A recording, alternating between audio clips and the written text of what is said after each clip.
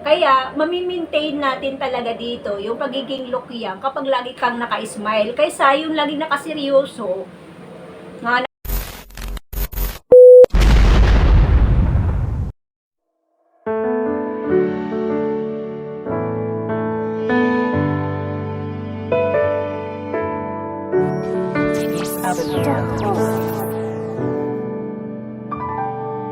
Hello mga sisi! Welcome to my Marley Health and Beauty Tips channel. At isang maganda at mapagpalang araw sa ating lahat. At nawa ay sumainyo ang kagandahan at magandang kalusugan sa araw na ito. Opo mga sisi, ito yung aking bagong YouTube channel na may pamagat ng Marley Health and Beauty Tips. At ibabahagi ko po sa inyo sa channel na ito ang iba't ibang tips mula sa aking munting kaalaman, kakayahan at karanasan patungkol po sa pagpapaganda ng loob at labas ng kagandahan at magandang kalusugan sa ating mga pangangatawan at kalusugan na rin sa ating mga relasyon, unang-una sa ating mga sambahayan or sa ating pamilya. Kaya uulitin ko po sa inyo mga sisi, iba't ibang tips yung ating pong mapag-uusapan sa channel na ito. Ang una-unang ibabahagi ko sa inyo mga sisi sa video ito ay how to maintain look young na hindi ka nagagastos ng mahal. At mayroon po akong 9 na tips how to maintain look young na ibabahagi ko po sa inyo sa araw na ito, na kung saan ay kukunin po natin sa acrostic name na Lukyang para may matatandaan po tayo sa mga tips or steps na ating pong pag-uusapan ngayon. So, susundan at tatandaan lang po natin yung acrostic name na Lukyang. Kaya po tayo may 9 or 9 steps how to maintain Lukyang dahil ang word na Lukyang ay mayroon po yung 9 letters. So, dyan po natin kinukuha yung 9 steps how to maintain Lukyang. So, ginagawa ko po ito sa pamamagitan ng acrostic name para mayroon po tayong matatandaan sa ating mga pinag-uusapan.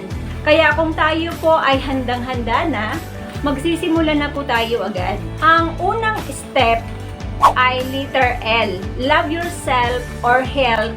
Pangalawa sa Diyos. Bakit?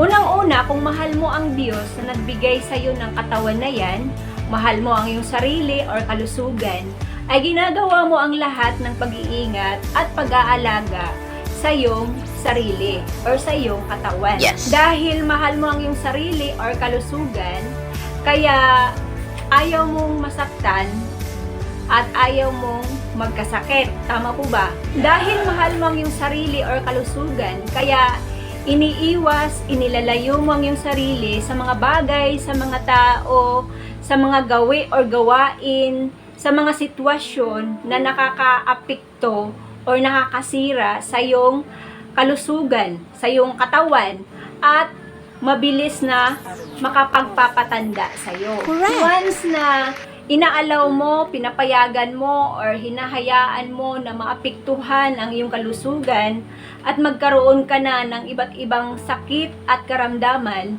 dito na magsisimula ang pagbagsak ng iyong katawan at kalusugan. At dahil dito, mahihirapan ka nang i-maintain yung pagiging lukyang. Dahil once na may sakit ka na, hindi mo nang makuhang mag-ayos sa sarili, hindi mo na makuhang magpaganda sa iyong sarili dahil may sakit ka nang iniintindi at iniisip, di ba? Kaya kung mahal mo talaga ang iyong sarili or ang iyong kalusugan, dapat mo talagang ilalayo ito or iiwas sa mga bagay, sa mga tao, sa mga sitwasyon or sa mga gawi na makakaapekto sa iyo ng masama. Kahit nga po tao, kailangang iiwas mo rin ang sarili mo. Kung alam mo yung tao na yun ay hindi makakatulong sa'yo para mapaganda mo ang iyong kalusugan, mapangalagaan mo ang iyong kalusugan, talagang iiwas mo yung sarili mo sa kanila. Kaya focus po tayo mga sis sa pagkakaroon ng magandang kalusugan. May kasabihan nga po tayo, 'di ba, na ang kalusugan ay kayamanan. Kaya talagang kailangan mong mahalin at pangalagaan ang iyong kalusugan dahil once na ito ay bumagsak na at maapektuhan na ng sakit, maapektuhan na ng iba't ibang karamdaman, so na mahihirapan na tayong i-maintain ang pagiging lukyang. Kaya mahalaga po yung mapanatili natin ang maganda nating kalusugan. Kaya mahalin mo ang iyong sarili or kalusugan. Ang pangalawang step natin mga sisi ay letter O. Overcome your bad habits. Hindi po makakatulong sa atin sa pag-maintain ng pagiging lukyang kapag mayroon po tayong mga bad habits. Tulad ng paninigarilyo, pag-inom ng alak, pag-inom ng soft drinks, pagkain ng mga junk foods, ano pa, dadagdag na rin po natin dito yung napakabilis mong ma-stress kahit sa mga maliliit na bagay. Ito pong mga bad habits, mga sis, tulad ng paninigarilyo, pag-inom ng alak, pag-inom ng soft drinks, pagkain ng junk foods, ito po yung mga nakakasira ng ating atay, nakakasira ng ating kidney, nakakasira ng ating baga, 'di ba? Kaya kahit bibili ka pa at iinom ka pa ng mamahaling anti-aging at kahit magpapa-Bakey Belo ka pa, ay mababaliwala rin yung pera mo at ang mga iniinom mo na mamahaling pang anti-aging kung nasa iyo namang katawan ang mga bad habits na ito. Kaya mga sisi, kung mayroon po tayong mga bad habits sa ating mga katawan, dapat mong pag-aralan kung paano mo po iyan ma-overcome. So, tingnan po natin kung alin ang mas importante sa'yo. Yung pag-maintain ng lukyang or yung pagsira ng iyong kalusugan dahil dito sa mga bad habits na ito. So, pag-iisipan nyo po yan. Ang pangatlong step po natin mga sisi ay another letter O. Outdoor leisure once or twice a year with your husband or with your whole family. Malaki din po ang maiaambag sa pag-maintain ng ating pagiging lukyang ang lumabas tayo once or twice a year sa ibang lugar na may magandang tanawin at may sariwang hangin. Yes. Na kung saan ay makakaramdam tayo ng fresh na pakiramdam at maganda at kakaiba sa ating paningin. Mahalaga po ito mga sis, lalo na sa ating mga asawang babae at mga nanay na mood, pagod na sa mga gawaing bahay, pag-iintindi sa mga anak at asawa mo araw-araw mula Lunes hanggang Linggo. Kaya paminsan-minsan ay kailangan din po nating lumabas sa ating mga tahanan at bakuran at pumunta doon sa mga lugar na magaganda sa ating paningin na kung saan po ay makakalanghap tayo ng magandang simoy ng hangin, na kung saan marirelax yung ating mga isip, marirelax yung ating pakiramdam, na wala kang iniintindi muna ng mga gawain at trabahong bahay. Kaya dapat magawa din naman natin ito para sa ating mga sarili paminsan-minsan sa isang taon. Kayo na po yun mga sis ang mag-initiate kung kailan nyo po i-schedule yung once or twice a year na lalabas kayo ng bahay. Huwag nyo na pong antayin yung asawa ninyo na sila yung magyaya. Nako, mahirap po silang asahan pagdating sa ganitong mga bagay. So, hindi mo sila maasahan pag ganitong mga bagay, yung ayain ka na lumabas at pumunta sa ibang mga lugar. Nako, bihira lang po sa mga lalaki ang mayroong ganitong may mga plano na ganito para sa kanilang pamilya.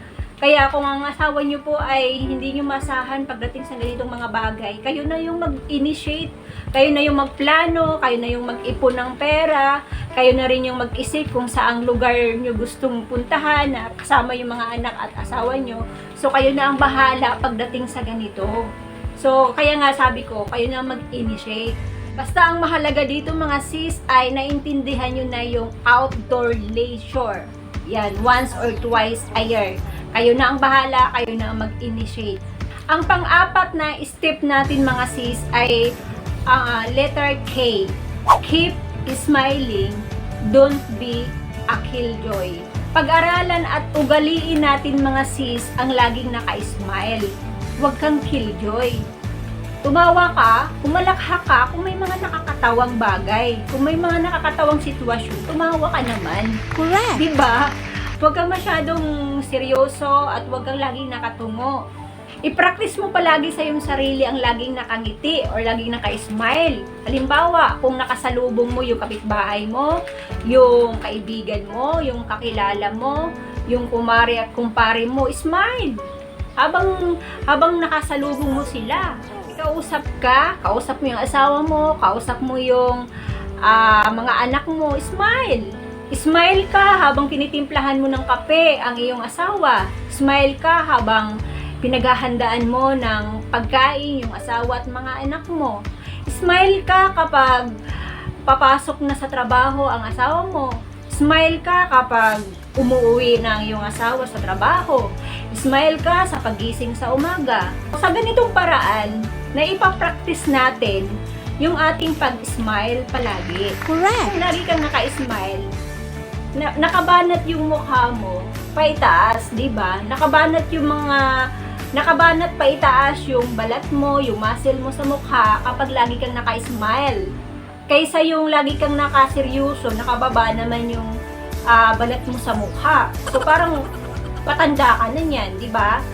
So, kaya ka lagi naka-smile kasi nakabanat pataas yung ating mga balat at muscle sa mukha.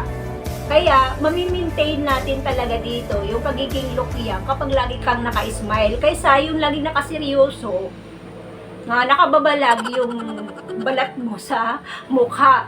Nagpapahalata na patanda ka na yan, di ba? Panglimang step po natin mga sisi ay letter Y. Young at heart but matured in action. Marami na po akong naringgan ng mga artista, celebrity, ng salitang young at heart para ma-maintain yung pagiging lukyang. Ang natatandaan ko po na dalawang artista na naringgan ko dito ay si Dennis Padilla at Michael V. Yan. Sa kanila ko yung narinig. Yung young at heart. Gandahan at kaibahan lang po kasi dito sa young at heart, mga sis, ay yung hindi ka focus doon sa mga problema. More on tawanan, more on halakhakan, more on kwentuhan sa mga bagay at mga pangyayari na nakakatuwa, di ba? Kaya ang mga kabataan, kahit may mga problema po yan, pero nagawa pa rin nilang tumawa, nagagawa pa rin nilang humalakhak, kahit may mga problema at mga pagsubok din yan sila sa buhay. Sino mga kabataan ba ang walang mga problema at pagsubok sa buhay? Lalo na kung mga estudyante pa sila, nag-aaral pa sila, may mga problema din po yan. May mga pagsubok din yan sa kanilang mga pamilya or tahanan. Kaya lang, ito nga lang talaga ang kagandahan at kaibahan ng mga kabataan natin ay yung more on talaga sila sa tawanan, halakhakan at ang sarap po sa pakiramdam ang nakatawa ka, nakahalakha ka. Alam mo, ang sarap sa pakiramdam yung nakahalakha ka. Ang ganda, ang sarap sa pakiramdam ng ganyan. Yung halakhakan sa mga nakakatuwang bagay o pangyayari, di ba? Doon ang mga kabataan nakapokus, hindi doon sa mga problema. Yun ang maganda kasi doon. Ang kaibahan naman po ng mga may edad na, yan, sa mga may edad naman, ganito naman sila. Ang kaibahan naman nila ay yung more on ano naman sila, mga dramatic sa buhay. Ayun, mga dramatic sa buhay, yung mga kapaitan, mga kasakitan, yung mga ikinukwento nila, mga hinaing sa buhay, yung kanilang mga kinukwento, mga problema, puro problema, yung mga kinikwento nila. Maya-maya po niyan mga sisi, mag-iiyakan na kayo niyan dahil parang kayo kung sino yung mas matindi yung mga problema, mas matindi yung mga hinaing sa buhay. Parang naglalabasan kayo ng mga hinaing, kaya mamaya-maya niya nag-iiyakan na kayo, di ba? So more on ganun ang mga may mga edad. Kaya masarap sa pakiramdam, masarap sa feeling yung at heart ka, pero matured in action. Maging matured ka sa mga pagpaplano sa buhay, sa mga desisyon sa buhay, yan, desisyon at mga plano, maging matured ka dyan. Pero sa feeling natin, dapat feeling kabataan lang tayo. So, hindi tayo nakafocus doon sa mga problema, hindi natin binubuhos yung mga attention natin doon sa problema, kundi doon lang sa mga nakakatuwa o nakakatawang mga pangyayari sa buhay po natin. Yes. Ang pang-anim na step po natin mga sis ay letter O. Double O, T, D. Ayan, anong ibig sabihin nito? Outfit of the day must be at peak. Pagdating po sa outfitan, dapat outfit na malupit. So, itudo mo na, ibigay mo na yung the best mo, galingan mo na. Pagdating sa pagsusuot ng damit, pagdating sa pag-aayos ng buhok, pag-aayos ng mukha, sa mga sandals or sapatos na susuotin, galingan mo na, gawin mo na yung the best mo, 'di ba? Pagdating sa outfitan, pero dapat ay ibabagay mo lang siya sa lugar at okasyon. So, pati sa mga color, sa kulay na isusuot mo, ay ibabagay mo siya sa lugar or okasyon na iyong pupuntahan. For example po dito guys, sa pagsisimba, abay pag nagsimba ka, pupunta ka sa simbahan, katagpuin mo ang Diyos. Siyempre, galingan mo na bigay mo yung the best mo na pagsusuot or kasuotan pag simbahan ka pupunta. Di po ba? Ayun. So, kaya nga sabi ko ay bigay mo na yung todo mo, pero depende sa lugar at ibabagay mo lang sa lugar at okasyon na pupuntahan nyo. Pag aatin ka ng birthday, kapag aatin ka ng kasalan, so pagkasalan, ano ba yung mga motif na kasalan na pupuntahan mo? So, kung halimbawa motif nila kulay blue, di naka-blue ka rin, di ba? Nakasuot ka rin ng blue. Lalo na kung kamag-anak mo yung pupuntahan mong kasalan, di ba? Puntahan mong birthdayhan. So, isuot mo na yung the best mo na kasuotan. Kung mayroon ka rin naman ng the best na kasuotan na may isusuot mo sa ganitong lugar, sa ganitong okasyon. So, gawin mo na yung paborito mong isusuot. Mga paborito mong isuot mo na habang ikaw ay hindi ka pa senior citizen. Yun. Kapag hindi ka pa senior citizen, isuot mo na yung mga paborito mong isuot. Kasi pag senior citizen ka na, medyo limitado na yung mga isusuot mo. Pero alam nyo, may mga senior citizen pa ako na nakikita na naka-spaghetti, naka-picture. Talagang teenager ang dating. Kaya lang, syempre, di ba pag senior citizen na tayo at ganun tayo mag-outfit sa ating sarili, marami nang masasabing tao, marami nang masasabi ang tao laban sa atin. Kaya habang wala ka pa doon sa edad na yun, gawin mo na yung the best mo, yung galingan mo na, yung paborito mong isuot mo na. Di ba? So, yan yung outfit of the day must be at peak. Tulong po ito sa atin mga sisi sa pag-maintain ng pagiging look young. Yung mga isusuot natin sa kulay, yan. Kung hindi ka pa naman katandaan, huwag ka muna magsusuot ng mga kulay pang matanda, yung mga damit na isusuot mo. Correct. Diba? So, ayun po yung mga isa pa sa mga makakatulong sa atin para ma-maintain po natin yung pagiging look young pagdating po sa outfitan. Mga sisi, ay talagang wala pong nabago sa taste ko pagdating sa kasuotan, sa damit. Walang nabago. Kung ano yung taste ko nung nagdalaga ako hanggang ngayon, yun pa rin taste ko sa style ng damit. Lalo na po sa akin, may pagka-passionista talaga ako. Pagdating sa kasuotan, yun, may pagka-passionista ako. Mahilig ako sa mga dress na may patali, may palaso, yung patali siya na palaso siya ng tali. So, diyan ako mahilig sa ganyang mga dress. May mga style na dress, diyan po ako mahilig. Fashionista nga ako. Yan. So, wala pong nabago sa akin mula nung nagdalaga ako hanggang ngayon. Pero, siguro nga, pag matanda na tayo, mababago nga siguro ang gusto natin, yung taste natin sa damit, medyo limitado na siguro kasi marami nang may masasabi na sa atin yung mga tao kapag senior citizen na tayo, tapos magsusuot pa rin tayo ng pang teenager.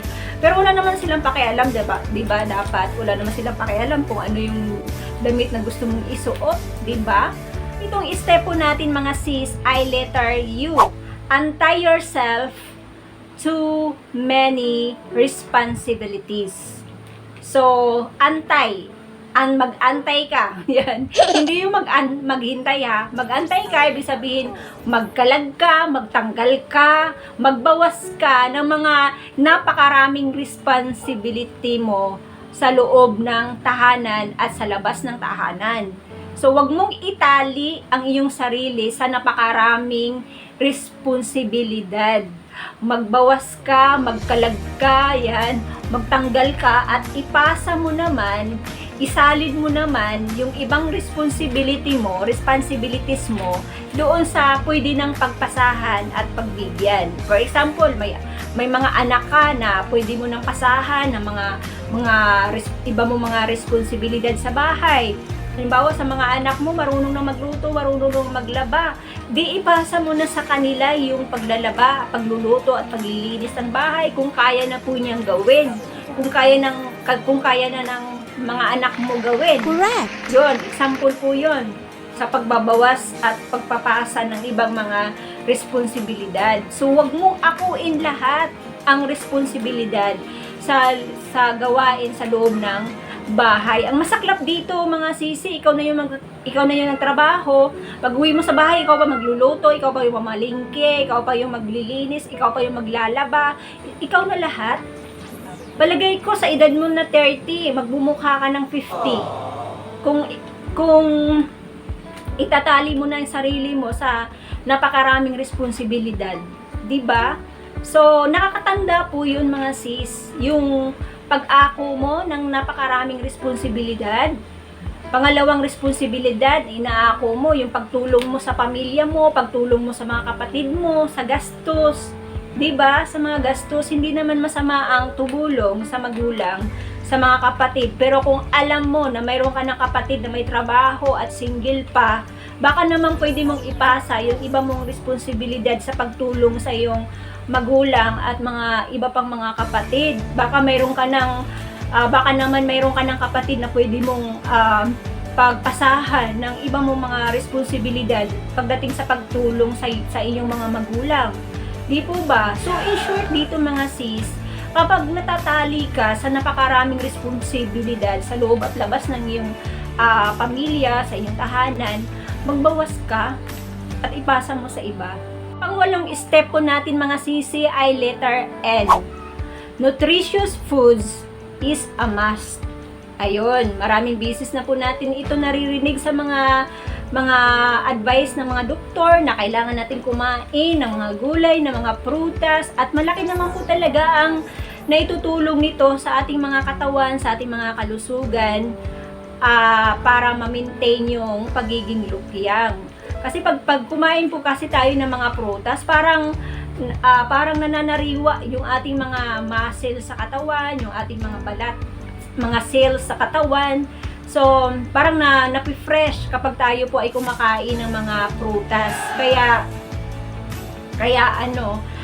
mahalaga din po yung pagkain natin ng mga masusustansyang mga pagkain. Nating kalimutan mga sis ang kumain ng mga prutas. Instead na ibili natin ng sigarilyo, kung magkano yung isang kahan ng sigarilyo, instead na ibili natin ng soft drinks, mga chicheria, ibili na lang natin ng mga prutas. At bumili tayo ng blender. At mag-blender tayo ng mga prutas, iinumin natin tuwing umaga, bago matulog sa gabi, kung hindi ba naman ma-fresh yung mukha mo, at mga balat mo, diba? Mape-fresh yung mga balat mo. So, magmumukha ka talagang bata dito. Mamimaintain mo yung look yang mo kapag ginagawa po natin ito regular. At ang pangsyam at huling step po natin mga sisi ay ang letter G. Godly activities must do regularly. So, like prayer, reading Bible, or Bible reading, worship God. Daig mo pa ang mga nagyuyuga nito.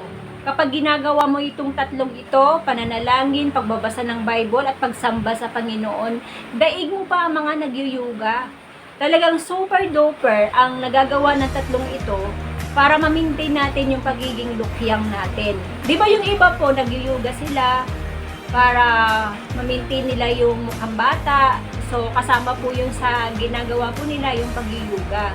Pero yung pagbabasa ng Bible, pananalangin, yung kausap mo lagi si Lord every day, every morning, bago matulog, yan, kausap mo si Lord at sumasamba ka sa Panginoon, daig mo pa ang mga nagyuyuga.